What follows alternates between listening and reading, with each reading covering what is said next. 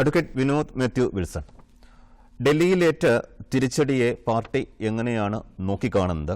പാർട്ടിക്ക് ഈ അണികൾക്കിടയിലുള്ള അല്ലെങ്കിൽ നേതാക്കൾക്കിടയിലുള്ള വിശ്വാസം നഷ്ടപ്പെടുന്നുണ്ടോ? അങ്ങനെയാണെങ്കിൽ അത് വീണ്ടെടുക്കാനായി എന്തൊക്കെ സമീപനങ്ങളാണ് ഇനി പാർട്ടിയുടെ ഭാഗത്തു നിന്നും ഉണ്ടാകുന്നത്? അല്ല, അതിനു മുമ്പ് എനിക്ക് മൂന്ന് പേർ സംസാരിച്ചു. അതിന് മറുപടി പറയണം. എന്റെ ചോദ്യത്തിലേക്ക് വരാം.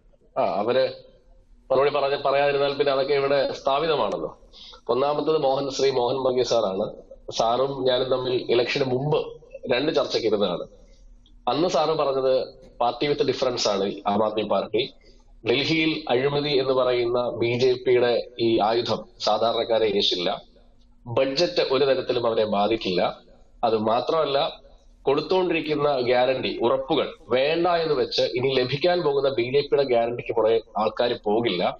എങ്ങനെയെന്നൊക്കെ ആണെങ്കിലും ആം ആദ്മി പാർട്ടി അധികാരത്തിൽ തുടരും എന്നാണ് സാറ് മറ്റൊരു ചാനൽ ചർച്ചയ്ക്ക് ഇരുന്നപ്പോ എന്നോടും ജനങ്ങളോടും പറഞ്ഞത്. എത്ര പെട്ടെന്നാണ് നോക്കൂ, സാർ പറയുന്നു അഴിമതി ബാധിച്ചിരിക്കുന്നു, അങ്ങനെയാണ് ഇങ്ങനെയാണെന്ന് പറയുന്നു.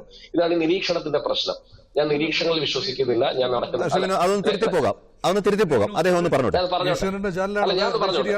അങ്ങനെയാണെങ്കിൽ കാരണം തെരഞ്ഞെടുപ്പിന് മുൻപുള്ള ഡിസ്കഷനിൽ ഇതിനുള്ള സാധ്യത, കാരണം കഠിനമായ ഒരു ഫൈറ്റാണ്, 2% വ്യത്യാസം മാത്രമാണ് ഉണ്ടായിരുന്നത്. പക്ഷേ അഴിമതിയുടെ ഒരു കവചകുണ്ടലം അഴിഞ്ഞു വീണു എന്ന് പറയുന്നത് സത്യമല്ലേ? ജനകീയ കോടതിയിൽ തെളിയിക്കാമെന്നാണ് ശ്രീ അരവിന്ദ് കെജ്രിവാൾ പറഞ്ഞത്. ജനകീയ കോടതിയല്ല, തെളിയിച്ചില്ല. അപ്പൊ തെളിയിച്ചില്ല എന്ന് പറയുമ്പോൾ ആ ആരോപണങ്ങൾ മധ്യവർഗം ഈ നികുതി എന്നത് നികുതിയുടെ ഒരു വലിയൊരു നികുതി ഭീകരത, അതിൽ നിന്നും ഒരു മോചനം ആഗ്രഹിച്ചു. ശരി, അങ്ങ് പറഞ്ഞോളൂ. അതിൽ അദ്ദേഹത്തിന്റെ ഒരു മറുപടിയിലേക്ക് അപ്പൊ പോകണമായിരുന്നു, അതുകൊണ്ടാണ് അങ്ങ് തുടർന്നോളൂ. ഈ സത്യത്തിൽ ഈ ചർച്ചയിൽ ഏറ്റവും കൂടുതൽ സമയം തരേണ്ടത്, കാരണം ഇതിന്റെ ഹെഡിങ് നോക്കൂ, AAPയുടെ ബദൽ രാഷ്ട്രീയം. എല്ലാവരും പറഞ്ഞിട്ടല്ല എന്നിൽ തുടരേണ്ടത്. സത്യത്തിൽ ഈ ചർച്ച തുടങ്ങി വെക്കുന്നത് എന്നിലായിരുന്നു. കാരണം ഞാനാണല്ലോ ഈ വിഷയത്തിൽ സംസാരിക്കുന്നത് ആദ്യത്തെ ആള്. അതുകൊണ്ടാണ് ഞാൻ ഈ മറുപടി പറയേണ്ടി വരുന്നത്. മോഹൻ സാർ പറഞ്ഞത് അഴിമതിയുടെ കവചകുണ്ടലങ്ങൾ അഴിഞ്ഞു വീണു എന്നാണ് ഇപ്പൊ പറയുന്നത്. പക്ഷെ അഴിമതി ഒരു തരത്തിലും അത് BJP ഉയർത്തിക്കൊണ്ടുവന്നതാണെന്നും അതൊരു രാഷ്ട്രീയ പകപോക്കലാണെന്നും അങ്ങനെയാണ് ഡൽഹിയിലെ ജനങ്ങൾ വിശ്വസിക്കുന്നതാണ് ഒരു ചാനൽ മോഹൻ സാർ പറഞ്ഞത്. സാർ നിഷേധിച്ചോട്ടെ, അത് പബ്ലിക് പ്ലാറ്റ്ഫോമിൽ ഉണ്ടല്ലോ. അതാണ് ഞാൻ പറഞ്ഞത്. രണ്ടാമത്തെന്ന് പറയുന്നത് ശ്രീ രഞ്ജിത്ത് സംസാരിച്ചു. BJPയുടെ അദ്ദേഹം പഞ്ചാബിൽ പോയി സംസാരിക്കുന്നുണ്ട്, കോൺഗ്രസ്സുകാരുമായിട്ടൊക്കെ സംസാരിക്കുന്നുണ്ട്, ആം ആദ്മിക്കാർ സംസാരിക്കുന്നുണ്ടെന്ന്. എനിക്ക് രസകരമായിട്ടുള്ള ഒരു പിക്ചർ എനിക്ക് ഓർമ്മയുണ്ട്. കർണാടകയിൽ അസംബ്ലി സീറ്റിൽ ജയിച്ച സമയത്ത്, അതായത് ഭൂരിപക്ഷ MLA മാര് കർണാടകയിൽ രാഹുൽ ഗാന്ധിക്കൊപ്പം ഐക്യദാർഢ്യം പ്രഖ്യാപിച്ചുകൊണ്ട് നിൽക്കുകയാണ്. പക്ഷെ രാത്രി ആയപ്പോഴത്തേക്ക് KC വേണുഗോപാലിന് ഒരു സംശയം, ഇവര് മറിയുമോ.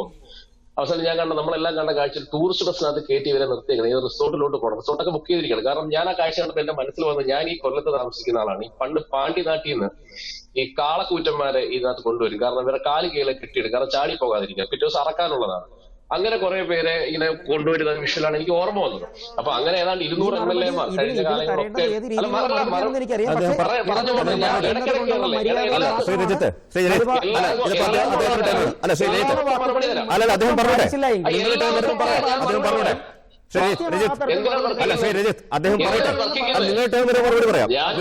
ഞാൻ സംസാരിക്കട്ടെ.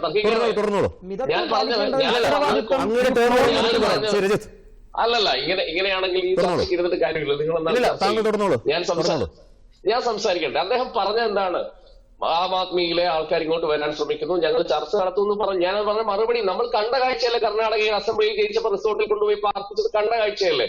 അങ്ങനെയാണെങ്കിൽ 200 MLA-മാരാണ് ഞാൻ മനസ്സിലാക്കുന്നത്. നമുക്ക് തർക്കിക്കാം, 200 വേണ്ട. ഞാനൊരു വാദത്തിന് സംബന്ധിച്ച 100 MLA-മാർ MP-മാരടക്കം കോൺഗ്രസ് പാർട്ടിയിൽ നിന്നും പലവിധ കാരണങ്ങളാൽ BJP-യിലേക്ക് പോയിട്ടുണ്ട്. ഒരാളെയെങ്കിലും തിരിച്ചുകൊണ്ടുവരാനുള്ള ഓപ്പറേഷൻ അല്ലെങ്കിൽ ഈ ഹാൻഡ്സ് ഒന്ന് നടത്തണം. ഈ ഓപ്പറേഷൻ ആം ആദ്മി നടത്തുന്നതിന് മുമ്പ് അതാണ് അദ്ദേഹത്തിനുള്ള